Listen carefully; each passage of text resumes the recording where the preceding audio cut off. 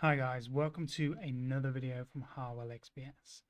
We've been looking a lot recently at curve fitting, the software from Gwilym Curve, and we just want to jump back into some CasaXPS content. This is still the major software that we use.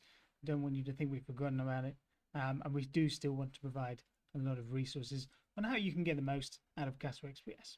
So today we're going to be looking at the bilinear background. This is a very useful tool in CasaXPS if you want to look at tangents, if you want to look at intersection points. So things like reals, if you want to look at band gaps, or looking at valence band edges from XPS valence band data or from UPS data. And the bilinear background is great for that. You can even import things like UV vis data to find your band gaps from those if you're working with Druvs and Kubelka-Munck functions. So we've got a couple of examples to get through. So let's jump in. Okay, so I'm going to start by looking at a gold valence band spectrum. So this is the valence band we've got down here around 0 eV. This is of course the Fermi edge, and then this structure in here is the gold 5D density of states. So say we wanted to find the edge, so the valence band maximum of this gold 5D region.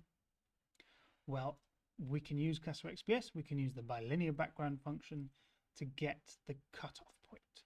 So let's just close this. Just a quick reminder, we're going to be using the quantify window. This is where all of our backgrounds, peak fitting, etc. can be found, which is just up here on the top toolbar.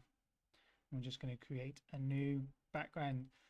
So by default, Casa will put in either a Shirley or whatever the last background you used, or in some new versions of CasaXPS this might be the 2-guide background, but either way we can just come straight into background type and change this. Now there's two ways we can bring up this bilinear background. The first is you can hold Control, click on background type with nothing else selected, and that'll bring you a nice list of all of these background types that you can possibly use in CasaXPS. If you've not seen this before, there's quite a lot more than you might think. They all do different things. Some of them are quite niche, but there's a lot of really fantastic tools that Neil has put in to Casa for all kinds of different scenarios. The other way is we can simply just type bilinear into the background type and hit enter, and that's going to change it to something that at the moment looks a bit odd, but we can adjust how this looks now. So there's two main functions that we can control in the bilinear background. The first is the offsets. So unlike in a traditional background, here the offsets are going to be giving us a percentage of the overall background to use as the start and end kind of tangent that we're drawing a line through. So I'm just going to start off with, say, 10% of each. And if I put this in both, what this has now done is drawn red lines, so you can see kind of the fraction of each of the ends of the background that are being used to draw a tangent. Now at the moment we can't draw a tangent through these because the lines from the start and the end don't intersect. What we need to do is drag this part of the background to somewhere where we actually do have a slope that's going to intersect with our 0 line. I'm just going to drag this all the way out here. I mean, this should be pretty flat. This is -5 eV. This is well above the region that we should be getting any kind of signal in our detector. So we can probably expand the region that we're using just to get a nice and flat background. In fact, let's go all the way up to 40. The end offset is going to be our lower binding energy side, so the side on the right, and the start is going to be the side on the left, which we can probably just reduce this a little bit so we can draw a tighter tangent through our data. And so we're going to be going somewhere in around the middle of this 5D region. And Casa's also put in a dark line which is going right down to the intersection point between the two tangents drawn between the flat and between our gold 5D band. And if you come into the quantification box and check out the position is going to tell you the intersection point of these two lines. Now, the other thing that we can change, which sometimes does make it a little bit easier to really get to grips with where you're drawing this tangent from, is the average width. This can be either 1 or 0. If we change this to 0, this takes away the extension tangents drawn, so there's no more intersection point, and it just draws a background line between the start and end of where we're kind of taking these tangent regions from.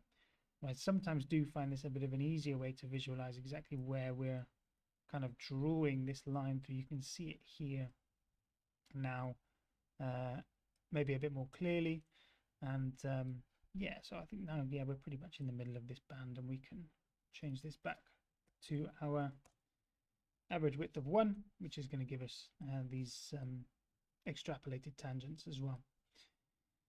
So that's it. That's all we need to do. We've got a way to control the fraction of the background that we use for the start and the end points, and we can turn off tangents and toggle them on and off. So that's how you get these onset positions if you're looking for, you know, a valence band maximum or something at the start of a kind of some kind of Voigt function onset. You can use this background to draw a tangent and find that intersection point. So we're also going to have a quick look at some reals data. It's pretty much the same process, but I thought it might just be a useful exercise. Okay, so I have already calibrated this. So if you're unfamiliar with reals data, we have a zero loss peak here, which this is in reflection mode. So in a surface science experiment, we have reflection electron energy loss spectroscopy.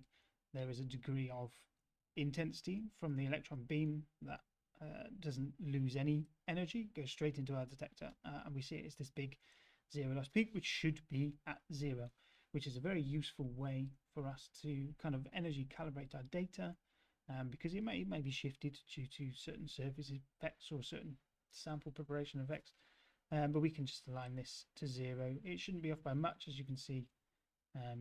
By mine it was about 0.1 away, so you know, very small correction, but it's just to make sure that that energy is aligned to the 0 peak. Now we don't really need the 0 loss peak for anything else, so I'm just going to zoom in. So this is just in P25 titania, and we can see here we're starting to see some energy loss as the electron beam is interacting with our valence band.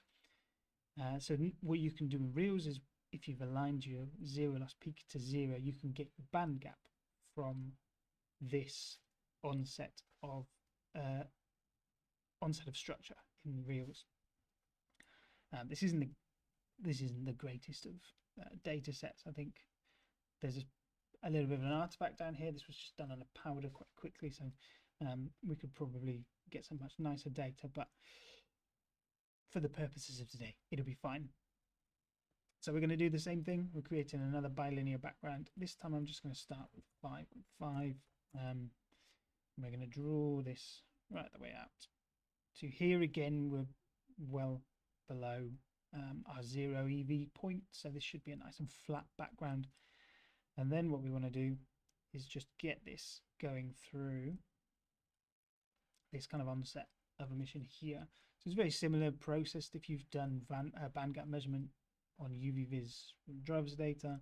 It's a very similar process. You're drawing this tangent, trying to find the intersection point. And here again, we can kind of just change our average width to see where we're drawing this line. I mean, that looks pretty good. It's about halfway through the onset of emission. So let's go back to our extrapolated tangents, and we can see our position here is about 3.4 EV. So this is pretty much in the ballpark of what you'd expect for P25 titanium. It's a little bit higher. You'll often find that reals data might be a little bit higher than the band gaps you measure with DRUVs.